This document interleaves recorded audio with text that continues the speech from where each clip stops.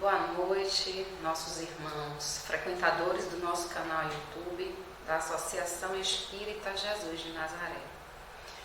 Mais uma noite nós trazemos aqui um diálogo, agradecendo a espiritualidade maior, aos frequentadores via internet do nosso canal, aos irmãos que nos dão suporte no mundo espiritual e no mundo físico para que essas palestras aconteçam, fazendo um movimento de gratidão por todo esse movimento de luz.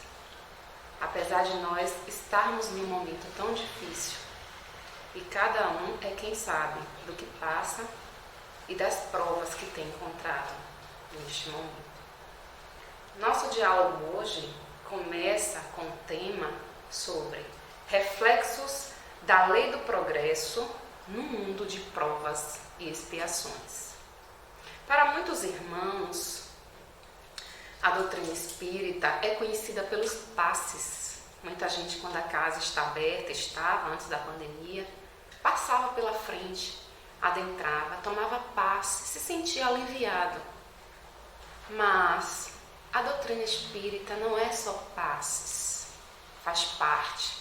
Mas a doutrina espírita é um conteúdo imenso, sistematizado, codificado pelo nosso irmão Allan Kardec. Allan Kardec não criou a doutrina espírita. Ele codificou, concatenou, escreveu, materializou todo o conteúdo que os espíritos, guiados pelo nosso irmão Jesus, governador do planeta Terra, responsável por esse quantum de humanidade, a ascensão de toda essa humanidade que aqui está encarnada. Ele, na frente, guiou todo o trabalho feito pelos espíritos superiores. E a concretização disso é a doutrina espírita. Se nós formos adentrar a língua portuguesa no dicionário, nós vamos encontrar o termo progresso como adiantamento, avanço, desenvolvimento, crescimento, aumento. Porém, para Leon Denis, no livro O Progresso, o conceito vem da seguinte forma: aspiração pelo melhor, pelo bem. É a prova da existência em nós de um princípio superior, de alguma coisa grandiosa, quase divina, que nos encaminha para destinos mais altos, que nos lança sempre para frente, nos domínios do pensamento e da consciência. Se nós pegarmos esse conceito que Leon Denis traz no livro Progresso, basta nós olharmos as plantas, observarmos os animais, que a gente vai ver. Uma planta, ela viceja para cima em busca do melhor para ela, que é em busca do sol, da luz solar, que através do sol elas fazem a fotossíntese e se mantêm vivas. Os animais, os pássaros, ao raiar do dia, eles cantarolam. E depois do cantarolar, pelo sol que brilha, eles vão tomar o banho de sol deles, cantando e glorificando por mais um dia de luz. E eles buscam o quê? O melhor para eles. Um bem, um estado de felicidade. O cantarolar dos pássaros representa um animal, o cachorro doméstico, o gato, quem tem em casa, sabe o quanto eles também necessitam de tomar o banho de sol deles. Então, meus irmãos, o progresso no campo da doutrina espírita, ela traz para a gente uma conotação muito forte. Nós não estamos aqui de forma mutável, nós somos, não, de forma imutável, mas sim a modificar-se o tempo todo.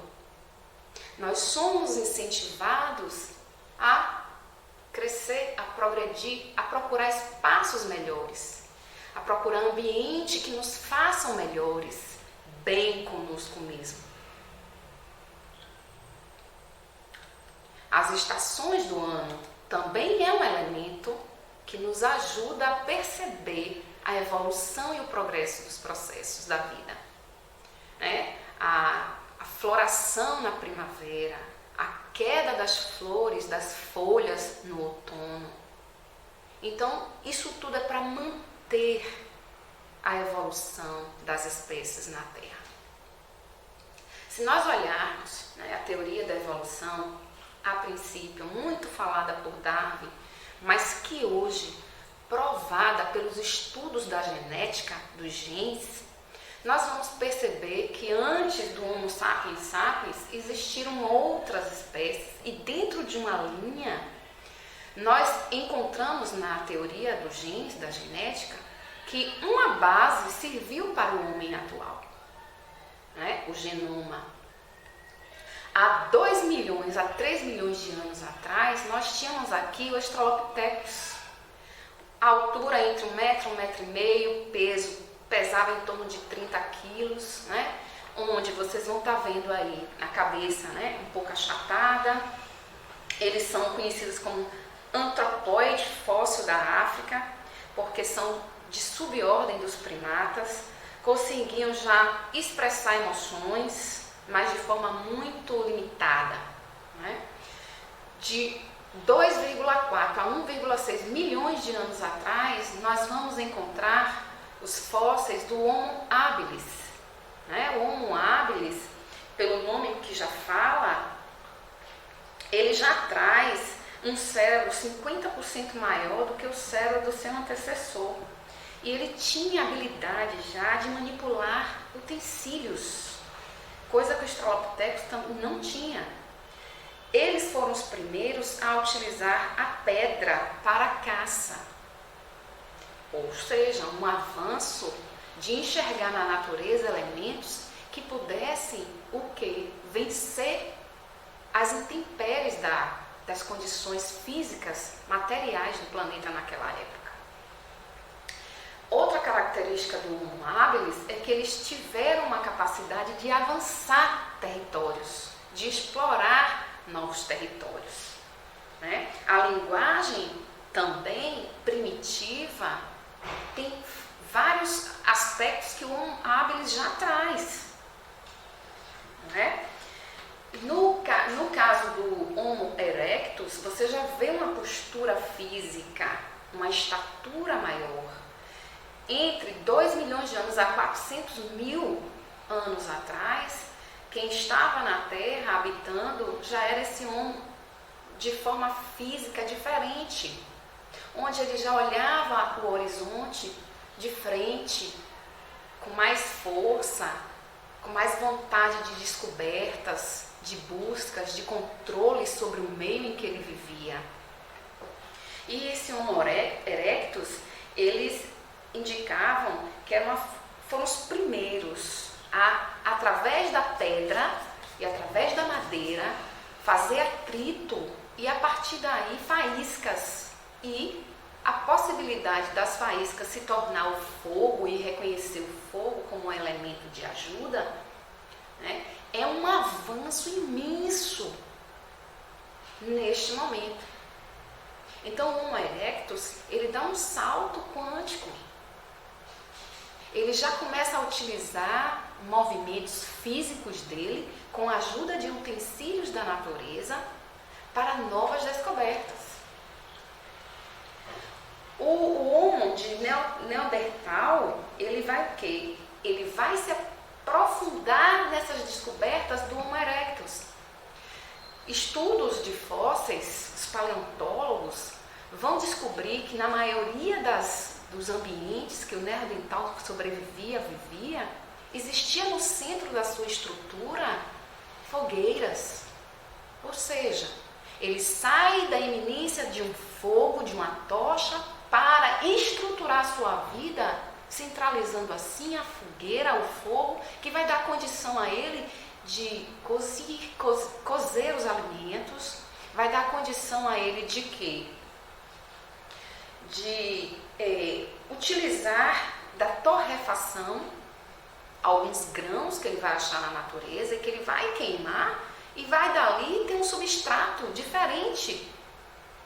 Em vez de ser in natura, ele vai começar a utilizar o fogo para transformação, em prol de melhoria de vida dele. E isso significa o quê? Progresso. Depois a gente vai trabalhar com o Homo sapiens, que é uma condição de 300 mil anos atrás, onde o Homo sapiens ele vai ter um avanço na superioridade intelectual imensa. E ele já vai estar utilizando a pedra como lança. Há uma diferença. Uma pedra bruta, ela tem que ser lapidada. Isso aí requer inteligência. Então, o lapidar a pedra, transformar essa pedra em um formato de lança, para a partir daí caçar, para a partir daí lutar e usar aquilo como mais um braço em prol de si, isso é um avanço da intelectualidade muito grande. Além disso, ele também vai usar ossos de animais. Tem um filme bem interessante, A Odisseia, onde pega a primeira imagem que se coloca é o primata usando o osso, sacudindo o osso, dizendo como se estivesse afirmando: eu agora sou o maior. Né? Então, o Homo sapiens ele vai estar trazendo também esse elemento de avanço intelectual, de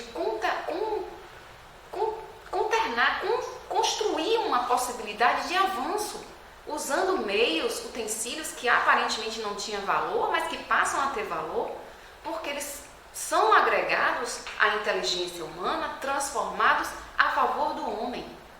Então, toda a sua história, a gente olhando para os estudos paleontológicos, a gente vai percebendo os avanços do intelecto de quem esteve aqui no planeta Terra. Deus, em momento nenhum, deixou qualquer ser sem condição de avançar, de progredir. Deus, em momento nenhum, tirou de nós ou de quem aqui habitou possibilidades de superação. Nós todos temos condição de superação. Agora cabe a nós refletir sobre como, de que forma, de que maneira. Não é isso? Bem, no avanço, quando a gente passa para o Livro dos Espíritos, na questão 776, nós vamos encontrar uma pergunta muito importante, quando Allan Kardec questiona os espíritos.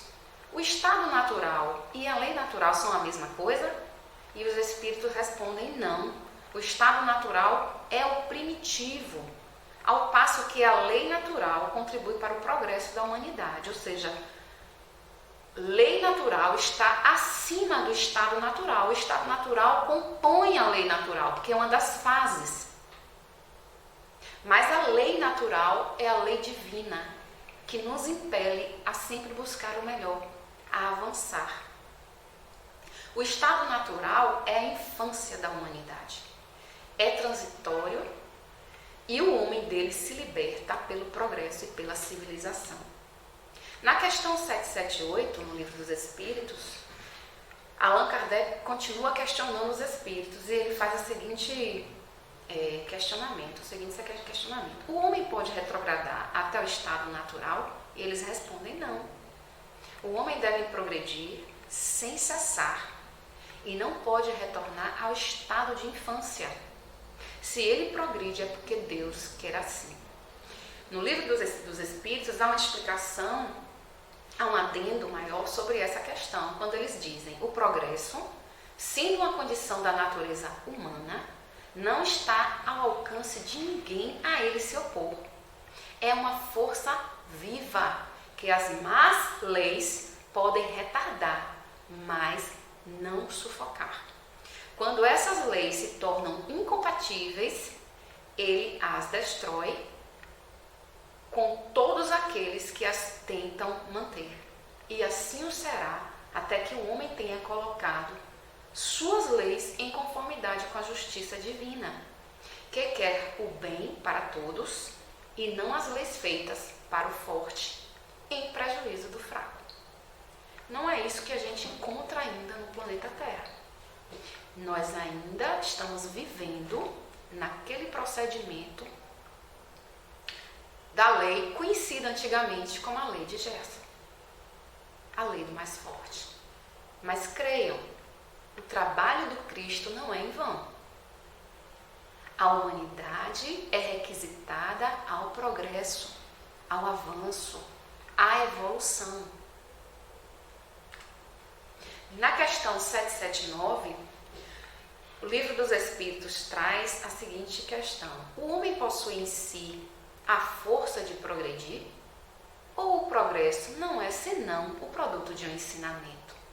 E eles claramente respondem: ele se desenvolve naturalmente. Ou seja, está em mim, está em você.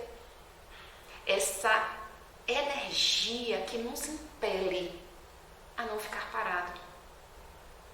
A energia está dentro de cada um, mas cabe cada um utilizar desse recurso. Mas eles abrem um adendo e afirmam: nem todos progridem ao mesmo tempo e da mesma forma. É então que os mais avançados ajudam o progresso dos outros pelo contato social. E aí a gente entende por que existem áreas profissionais diferentes. Observem a habilidade de um cirurgião. Observem a habilidade fonética de um professor. A organização mental de expor um assunto. Observem a condição e a habilidade manual de quem lida com as plantas. Isso é o quê? Um processo que cada um desenvolve da sua intelectualidade. E é no contato e no convívio uns com os outros que a gente vai avançando. O simples ato de limpar uma rua, de limpar uma casa, de uma pessoa que passa uma diária e limpa a sua casa, ela está fazendo o quê? O que ela sabe e trocando com você a sensação boa de uma higiene do ambiente. Não é isso? Quanto é necessário viver num ambiente higienizado? Na questão 780, Allan Kardec questiona os espíritos: o progresso moral segue sempre o progresso intelectual? Resposta: é sua consequência, todavia não segue sempre imediatamente.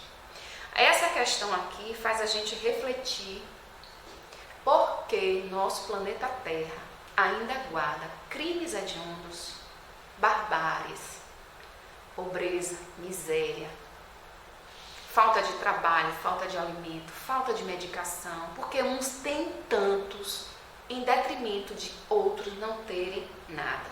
Enquanto uns famílias abastardas, outros morando em orfanatos. Onde está a resposta? Provavelmente, com essa resposta, a gente vai entender o quê? Que o nosso progresso neste planeta, digo, mundo de provas e expiações, é muito maior no campo intelectual do que no campo moral. E aí Allan Kardec continua questionando como o progresso intelectual pode conduzir ao progresso moral, já que o progresso intelectual não consegue resolver de vez as disparidades. E eles respondem: fazendo compreender o bem e o mal, o homem então pode escolher o desenvolvimento do livre-arbítrio mediante o conhecimento intelectual. Por quê? Porque uma pessoa que busca ler, que busca estudar, que busca expandir sua consciência, tendencialmente, não necessariamente, vai acontecer isso, vai o quê? Ter uma expansão da consciência. Ele vai poder, a critérios mais conscientes, avaliar seus atos. Porque a vida é consequência de atos. A minha vida não é só resultado das ações dos outros. Claro que as ações dos outros repercutem na minha vida, mas as minhas ações diante das ações dos outros é que vai gerar um resultado. Então, a proporção que a gente começa a desenvolver nossa inteligência, começa a entender, a observar, a interpretar, a gente passa a entender que a vida do outro não tem valor inferior à nossa. Agora, cabe ao livre-arbítrio de cada um de nós fazer a opção em plantar sementes boas ou plantar sementes deterioradas. Já na questão 783, os espíritos são questionados da seguinte forma: o aperfeiçoamento da humanidade segue sempre uma marcha progressiva e lenta? Eles respondem: há o progresso regular e lento, que resulta, da força das coisas. Mas, olha a conjunção: quando um povo não avança muito depressa, Deus lhe suscita de tempos em tempos um abalo físico ou moral que o transforma. Isso dá a entender o quê? Olhemos agora essa pandemia que desde março de 2020 fomos convidados a redimensionar nossas vidas, redimensionar nossas ações, redimensionar a visão de higiene, redimensionar o valor do contato com o outro. Será que neste exato momento não é Deus agindo para que nós despertemos a nossa consciência para a vida alheia e para a nossa? Porque não enxergamos o outro sem antes enxergarmos a nós mesmos. A gente precisa se autorrespeitar para depois enxergar o outro e respeitá-lo. Fica um questionamento para uma reflexão. Os espíritos continuam respondendo: o homem não pode conservar-se indefinidamente na ignorância, porque tem que atingir a finalidade que a providência lhe assinalou. Nós todos somos contemplados com a eternidade, meus irmãos. Não precisa aceitar a Jesus Cristo para ir para a vida eterna. Nós somos todos eternos. Agora, o ato de aceitar Jesus como exemplo vai nos permitir chegar do outro lado em uma situação melhor. Porque ele é exemplo.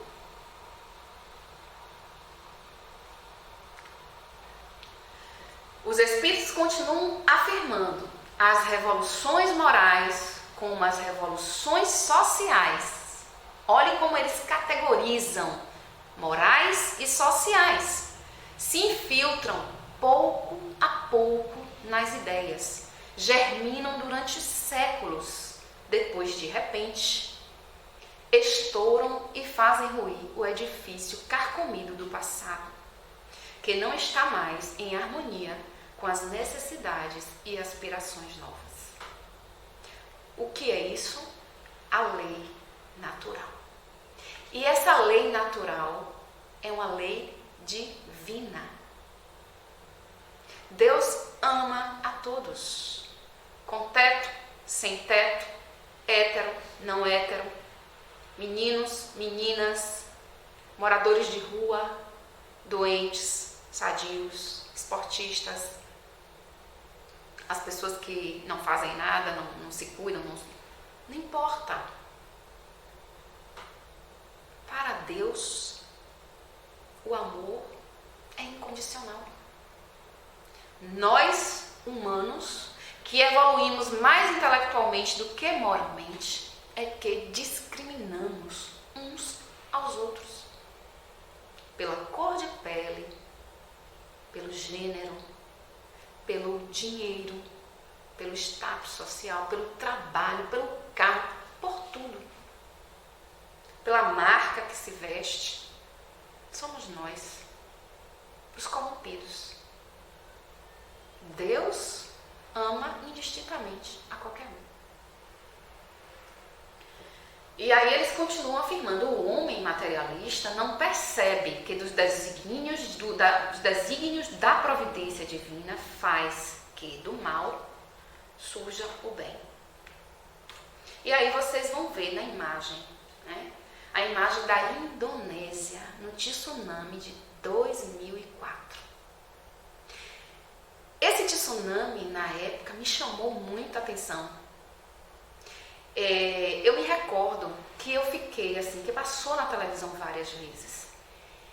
E eu fiquei assim, num estado emocional muito deplorável, porque eu, particularmente, sempre sonhei com tsunamis.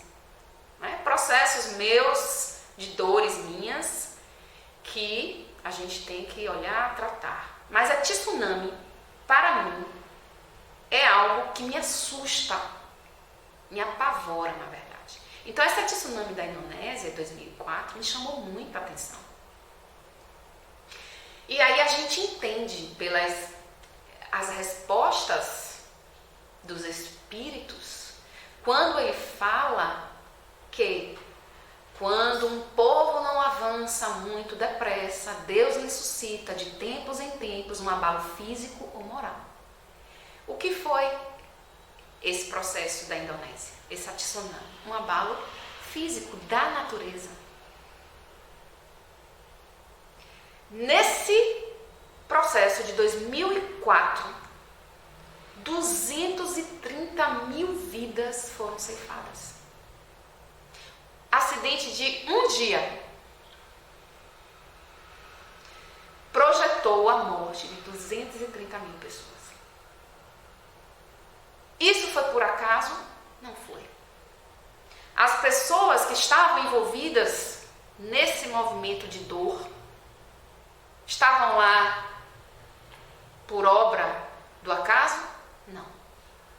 Não estavam lá por obra do acaso. Inclusive, eu indico o filme O Impossível. Vai retratar um fato real de uma família que estava na Indonésia passando o Natal, um casal com 3 filhos pequenos. O filme é belíssimo. O nome O Impossível mostra, pelo que eles passaram, só a providência divina tinha um propósito para aquela família. Porque nenhum deles, os 5, morreu. A mãe, quem mais sofreu. Mas, pela capacidade dela de autossuperação, de suporte emocional, ela venceu. Com muita dor, mas conseguiu vencer. Nesse século, até então, hoje estamos em 2021, foi em 2004, foi considerada a maior tragédia natural do século. Nós temos lá no livro Transição Planetária, de Divaldo Franco, pela mediunidade de Divaldo Franco, a narrativa sobre esse incidente, sobre esse acidente. De como a espiritualidade maior organizou os pontos de socorro. E como nossos parentes que já adentraram no mundo espiritual, diante do nosso sofrimento, eles se encontram presentes para nos ajudar a passar pelo processo do fenômeno da morte, pelo processo do fenômeno da dor. E esse livro, eu indico a leitura, é um livro belíssimo, maravilhoso, e que nos ajuda a perceber que não estamos só. O planeta Terra, meus irmãos, não está solto. Não há acaso. Não há perversidade que não esteja sendo vista. Não há hecatombe que não esteja sendo visível. Não há sequer um ato negativo que esteja fora da observação espiritual. Cada um de nós vai e estará sempre respondendo pelos atos, do menor que seja ao maior, mas estaremos respondendo. A magnitude desse terremoto chegou a 9,1 e as ondas chegaram a 17,4 metros. Imaginem o que é uma onda de 17 metros. Não é difícil. A gente que está acostumado com praia, que quando vê uma onda um pouco maior já se assusta, imagine visualizar uma onda gigante. O desespero dessas pessoas sem entender o que é que estava acontecendo. E nesse momento, minha rogativa aos bons espíritos, que todos os irmãos que passaram pelaquela dor, que já estejam todos acolhidos. Porque nós, meus irmãos, no ato de uma dor, de um sofrimento, a gente pode entrar num campo de desespero, de psique desorientada, que a gente não enxerga aqueles que querem nos ajudar. É como uma depressão, você às vezes está num processo depressivo, ao redor várias pessoas tentando ajudar e você não consegue nem enxergar ajuda, nem se ajuda, nem não enxerga a ajuda que o outro propõe. Então, quando a gente desencarna, a gente continua sendo a mesma coisa, a mesma pessoa. E em um momento de dor, muitas vezes a gente não enxerga quem está próximo ou quem vem numa palavra de conforto, uma ajuda. Então, nesse momento, eu rogo a Deus, dentro do campo da misericórdia dele, que é infinita, que todos os irmãos envolvidos naquele acidente possam já estar acolhidos, amparados, orientados. E aí, Divaldo Franco afirma, lá no livro Conflitos Existenciais, a marcha do progresso é inexorável. Pode ser perturbada, e geralmente é, ou dificultada. Nunca, porém, ficar retida em conveniências de indivíduos ou de grupos, paralisando o seu processo. E baseado no que foi lido e expresso no Livro dos Espíritos, quando se torna lenta a marcha do progresso, o que é que acontece? Abalos, ou de cunho físico da natureza, ou de cunho moral. E o que é que o Espiritismo pode contribuir para que a gente entenda isso, para que a gente sofra com mais dignidade, sem tanto desespero, porque o desespero faz parte de nós somos humanos. Mas a doutrina espírita, ela nos ajuda a não ir para o campo da fuga e não ficar criando bengalas psicológicas de justificar que aqui não serve mais, de que aqui o planeta não tem mais condição e que a humanidade deveria ser extinta. Não, meus irmãos. Vamos parar de afirmar isso. O planeta Terra está na mão de equipe de muita luz, onde o Jesus, nosso irmão, que aqui esteve, de excelsa luz, que não obrigou a ninguém a segui-lo. Sua vibração de amor, sua vibração de empatia à nossa dor e à nossa ignorância, é que fazia uma onda de energia, e quem já estava aberto àquilo ali, acompanhou ele. E nós estamos há 2021 anos depois, ainda ferozes, ainda incapazes de enxergarmos e enxergar o outro. Incapazes ainda de nos perdoar e perdoar o outro. E voltando para o questionamento, qual a contribuição do Espiritismo nesse processo? Nós temos o quê? reencarnações sucessivas. A doutrina dos espíritos não é dos espíritas. Nós, espíritas, aceitamos a doutrina dos espíritos, organizada, sistematizada, estudada por Allan Kardec, mas que acima disso tudo, a divina providência. Deus acima de tudo. Jesus como o grande governador para que as coisas aconteçam na forma e no tempo necessário. Ele é o grande gestor de tudo isso. E através das reencarnações sucessivas, o Espiritismo vem dizer e afirmar o quê? Que o espírito se aprimora, libertando-se do primarismo, por onde transitou, avançando no rumo da sublimação. Então, através das provas, das dores, a gente vai evoluir. E aí, o tema fala dos mundos, principalmente do mundo de provas e expiações. E vocês vão ver aí agora a imagem de uma constelação de mundos.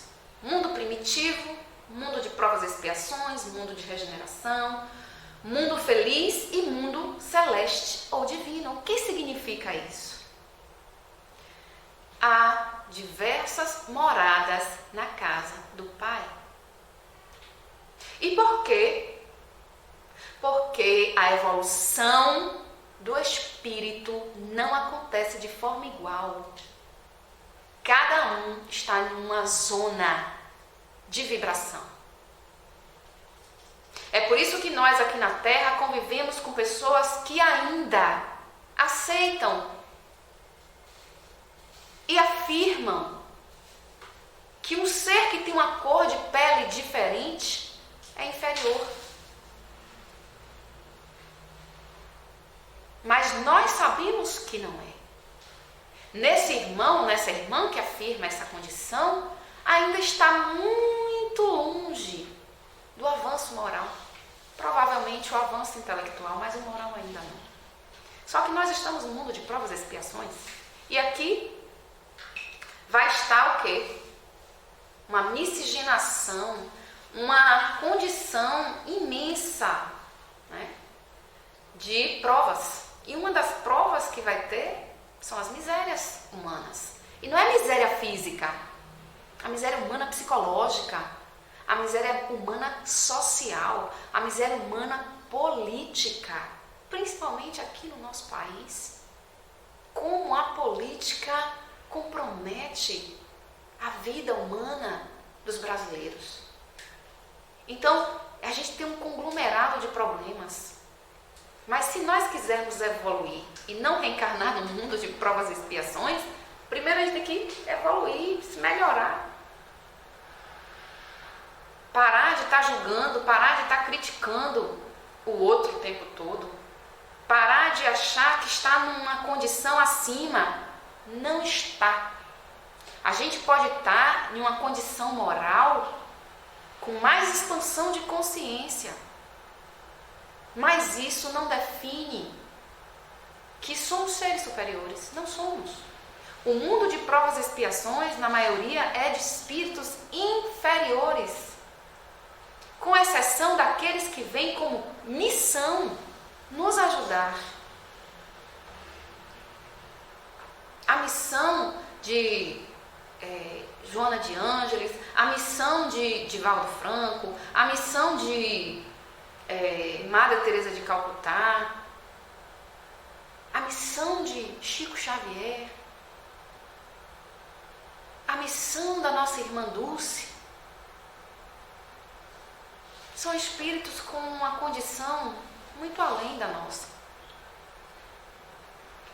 E eles respondem quanto ao mundo de provas e expiações, não é? Ele diz que a Terra é prova do avanço intelectual. Porém, os numerosos vícios constituem um índice de grande imperfeição moral. Ou seja, o mal ainda predomina nesse mundo. Um mundo de provas e expiações. É um mundo ainda que o mal predomina com o início da conquista de alguns valores morais.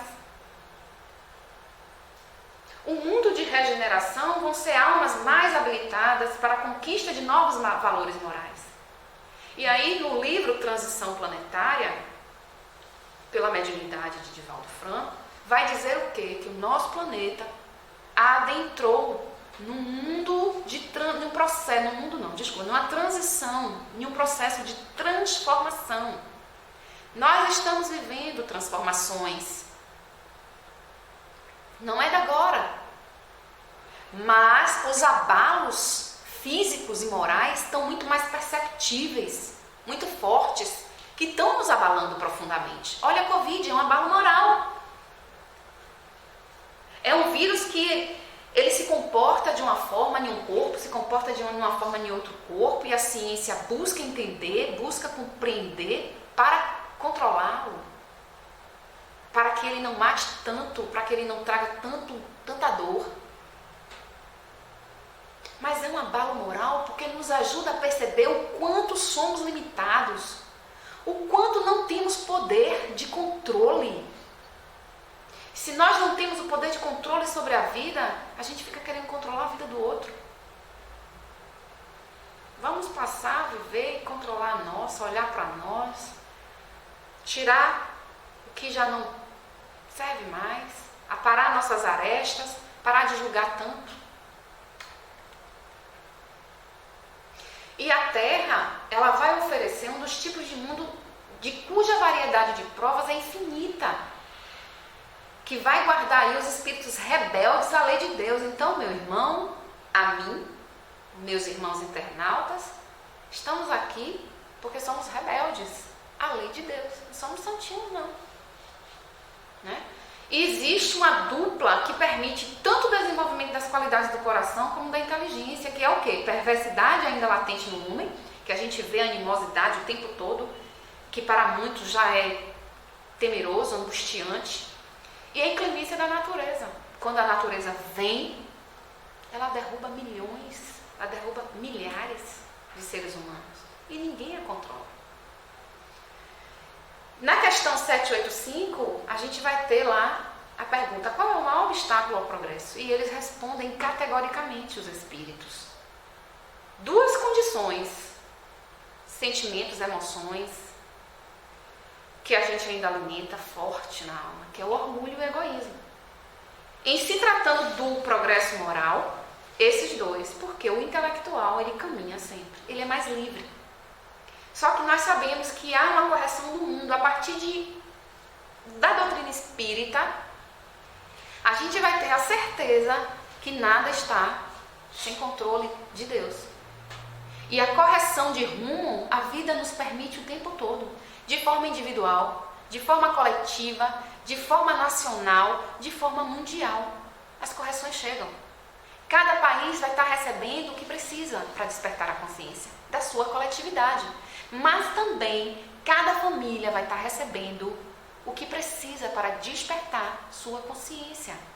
Assim como também cada indivíduo, meus irmãos. Cada indivíduo.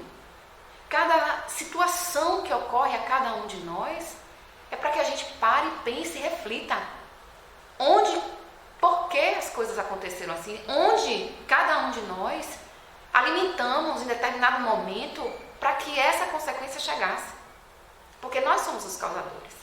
Então o momento agora é da gente perceber que nós estávamos estagnados, vários incômodos, várias angústias, né? Sofrimento, e aí aparece um campo de dor profundo, que foi a Covid-19, e que mobiliza toda a humanidade.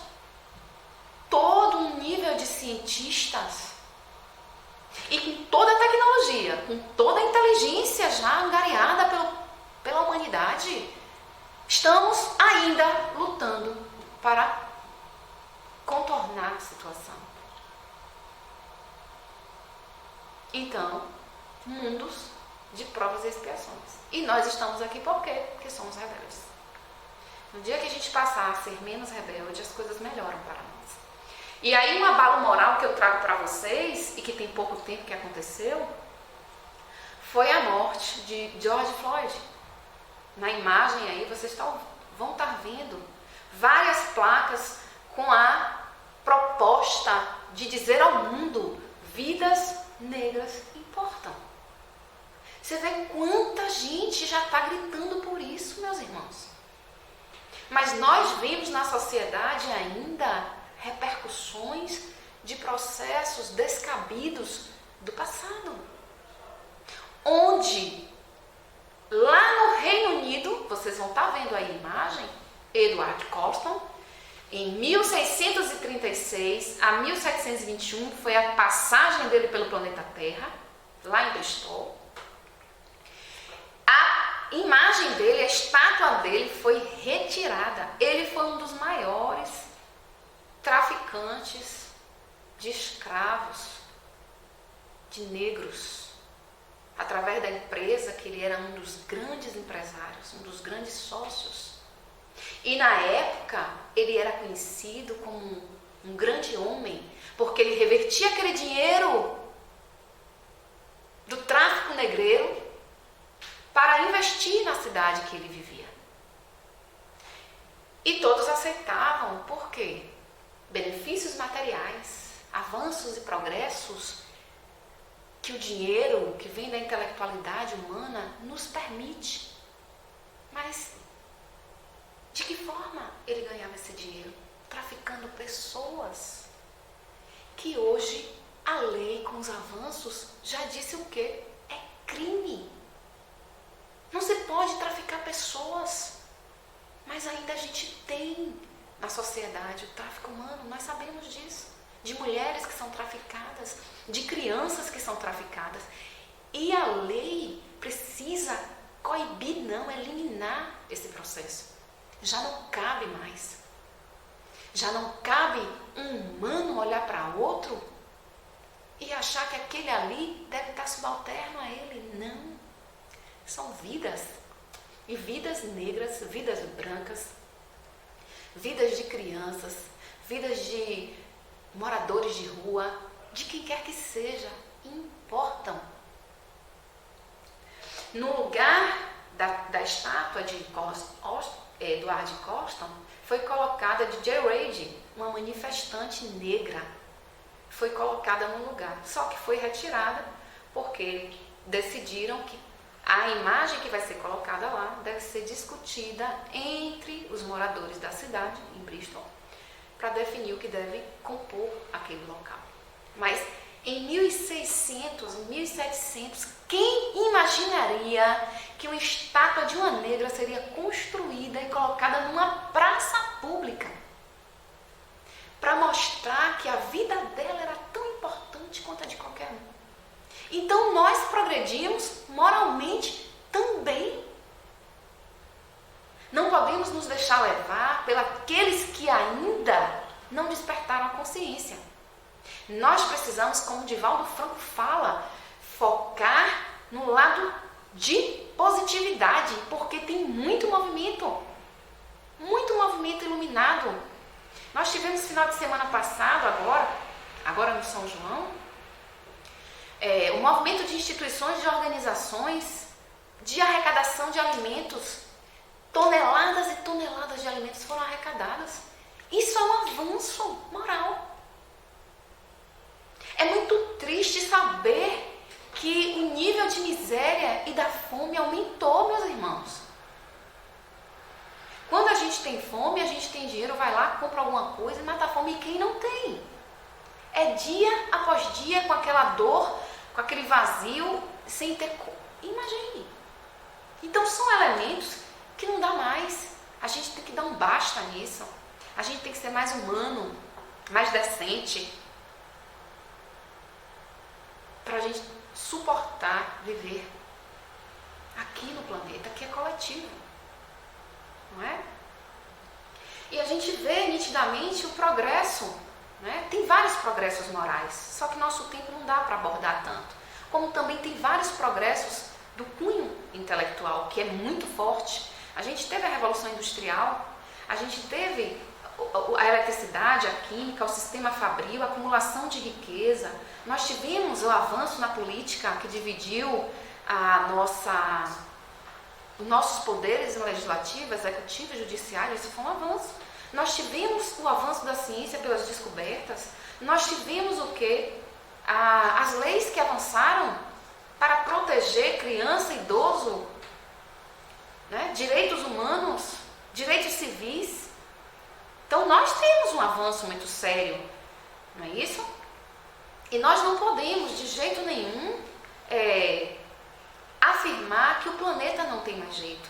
Se você, meu irmão, internauta, frequentador da doutrina espírita, passou a buscar o conhecimento da doutrina espírita, se você, por exemplo, é um dos que fala que o planeta não tem mais jeito, não repita mais isso, meu irmão, porque vai de encontro à providência divina. O planeta tem jeito, ele está na gestão do Cristo, da justiça divina, da harmonia dos espíritos superiores. E o Evangelho segundo o Espiritismo vai dizer a seguinte situação, para nos provar que não podemos refinar essa descrença quanto ao planeta Terra. Porque o Evangelho vai trazer na fala de Santo Agostinho a seguinte informação: segundo a lei natural, este mundo esteve material e moralmente em estado inferior ao em que hoje se acha e se alcança, se alçara sobre esse duplo aspecto a um grau mais elevado. Ele vai avançar, ele está no processo, ele irá chegar a um dos períodos de transformação. Nós estamos nesse período. Nós estamos passando por um processo de transformação, de percepção, de olhar o idoso, a criança, a mulher, o animal, as plantas de outra forma. Em que, de orbe expiatório, mudar-se-á em planeta de regeneração, onde os homens serão ditosos, porque nele imperará a lei de Deus. Lembrando, meus irmãos, que o mundo de provas e expiações, ele foi criado para abrigar os filhos de Deus rebeldes. Então, faz parte da inteligência cósmica. Não estamos aqui por acaso. Nosso planeta está em processo de transformação para que ele se torne um planeta de regeneração. Cabe a cada um de nós refletirmos para ver se queremos continuar no mundo de provas e expiações ou avançarmos para um mundo de regeneração. Isso depende de cada um. Deus não puxa, Jesus não obriga e nem impõe. A lei de Deus respeita o livre-arbítrio. Então, o amor respeita a tua decisão. Cabe a ti, cabe a mim refletir sobre isso. Muita paz, muita luz, reconexão com o divino, andar na natureza, vai no mar, vai numa cachoeira, busca a tua luz, busca teu caminho, que com certeza o teu divino que está dentro de ti se conectará com o divino que está nas alturas e você vai encontrar o seu caminho.